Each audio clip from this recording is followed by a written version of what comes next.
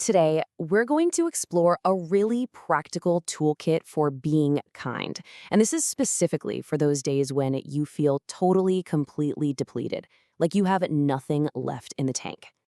You know the feeling, right? We've all been there. Maybe it was a brutal day at work, or you're dealing with some personal stuff, or you're just exhausted.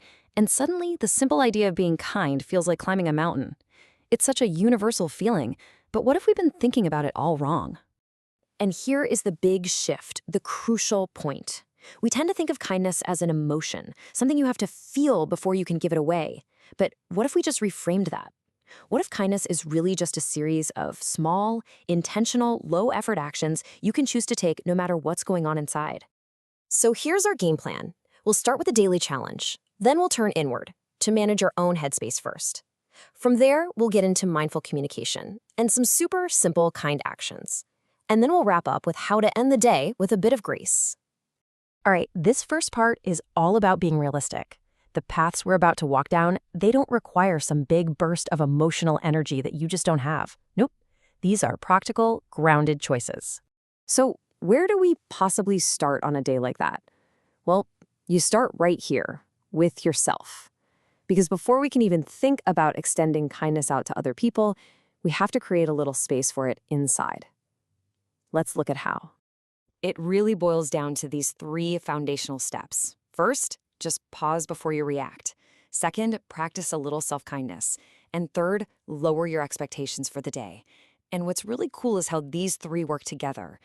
Think about it. That pause, even if it's just for 2 seconds, it creates a buffer. It gives your logical brain a chance to catch up with your raw emotion. Then, practicing self-kindness, and this can be as simple as getting a glass of water or just sitting down for a minute, that reduces all that internal friction and impatience. And finally, lowering your expectations, that just stops you from getting frustrated with yourself and everyone else, which is usually where unkindness comes from. Okay, so once we've got a better handle on our internal world, we can focus on how we actually express ourselves. This next section is all about using our words with intention, especially when we're running on fumes. And this visual just lays it out so clearly, right? On one side, you've got that reactive path, snapping, blaming, just letting all that frustration spill out. But on the other side, you have a much more intentional choice.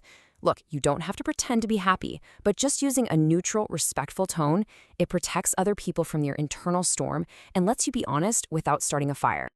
And this quote just ties it all together perfectly. It brings us right back to that very first step, the pause. You know, sometimes the absolute kindest thing you can do is just not say anything at all.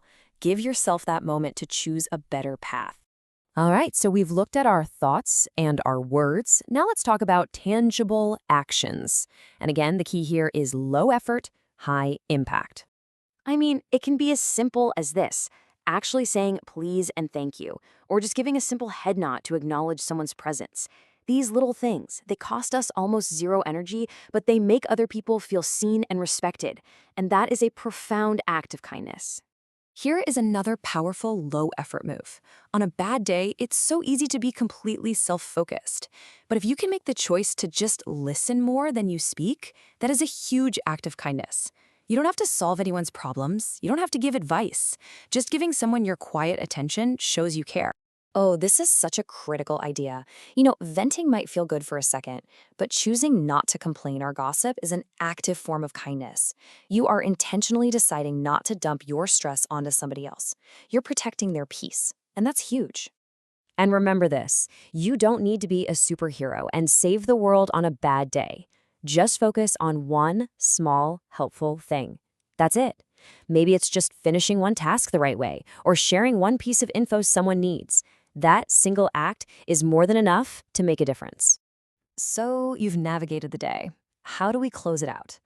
This last section brings our focus back inside, so we can reflect with a little grace instead of a lot of judgment. Let's redefine gratitude for a second. This isn't about forcing yourself to feel happy when you're not.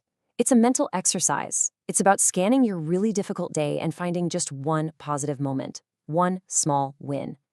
This simple practice shifts your focus from everything that went wrong to the one thing you managed to do right. And it helps you end the day with a little peace instead of a lot of regret. So as we wrap things up, this is really the core message to take away. Kindness, especially on those tough days, isn't some grand, heroic act. It's built from a whole series of small, achievable, and intentional choices that, honestly, anyone can make. And that brings us to the final question, and this one's for you. It doesn't have to be big. It can be a pause, a thank you, or maybe just the choice to listen.